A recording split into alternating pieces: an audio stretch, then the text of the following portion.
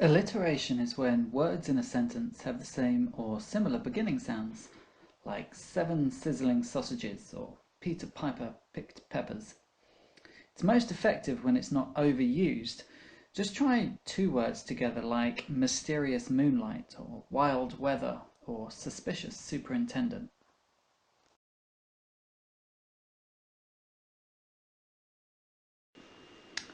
Assonance is similar to alliteration.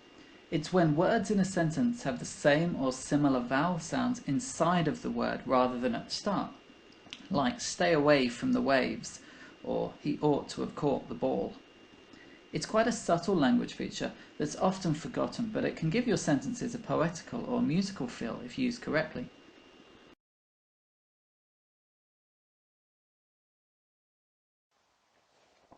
A metaphor is simply when you say one thing is something else.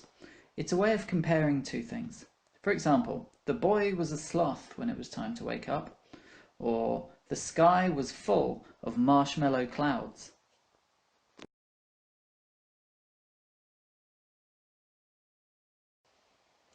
A simile is almost exactly the same as a metaphor, except that you're saying that one thing is like another. A simile will almost always have the word like or as in it.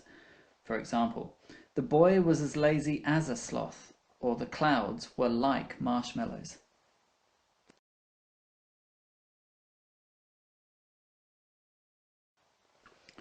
A hyperbole is an exaggeration, like, I've told you a million times to clean your room, or, if you exaggerate one more time I will explode.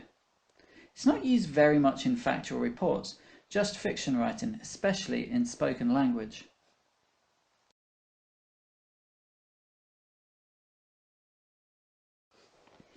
The opposite of an exaggeration would be an understatement, like the desert was a little sandy, or when I broke my arm, it hurt a bit.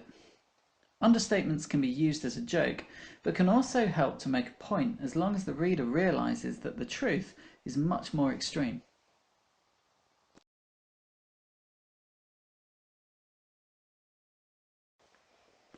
Onomatopoeia is the easiest language feature to remember, but the hardest one to spell. It's a long posh word for sound effects. Basically, the word sounds like the thing that it is.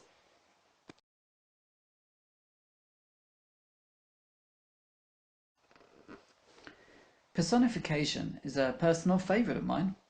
It's when you give something that isn't human, human qualities. For example, the sad, lonely tree, or the flowers danced in the breeze. It's an excellent way to create imagery and mood and atmosphere in just a few words.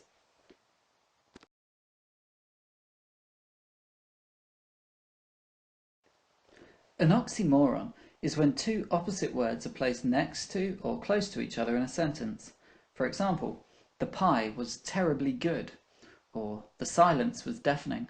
They can make your reader stop and think carefully about the deeper point you are trying to make. For example, a terribly good pie might be terrible because it's full of sugar, but good because it tastes so nice.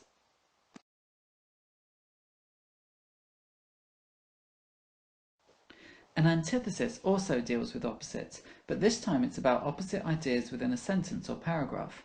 These ideas balance each other and often have many of the same words in both halves of the sentence. For example, that's one small step for man, one giant leap for mankind.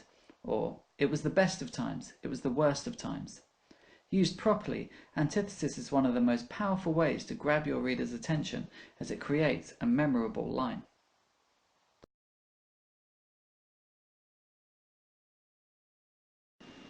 A pun is simply a play on words, perhaps by swapping two words that sound the same but have another meaning, like it was so hot that the pig was bacon out there. Puns are mostly used in advertising and newspaper headings to grab a person's attention. They are also used in really bad jokes.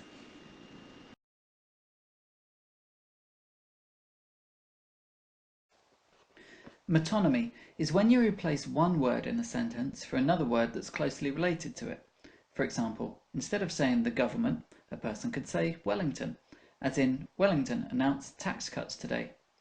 In the example, the pen is mightier than the sword, The pen means literature, and the sword means the military.